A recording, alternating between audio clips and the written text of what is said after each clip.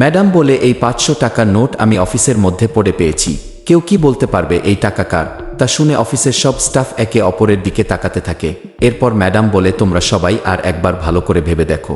এরপর সে অন্য হাতে আরেকটি বান্ডিল উঠিয়ে বলে, এই টাকাও পেয়েছি। তা দেখে সমস্ত স্টাফ অবাক হয়ে যায়।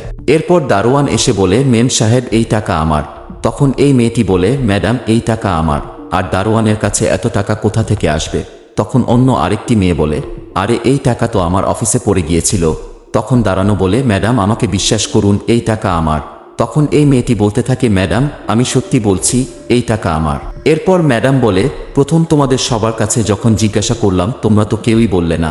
এরপর ম্যাডামের সাথে যা ঘটলো তা দেখলে আপনাদের চোখ কপালে উঠে যাবে। কিন্তু তা দেখার আগে ভিডিওটি লাইক করে দাও, চ্যানেলটি সাবস্ক্রাইব করে দাও, আর এই ইমোজিটি সেন্ড করে ভিডিওটি কেমন লাগলো কমেন্ট বক্সে লিখে যাও।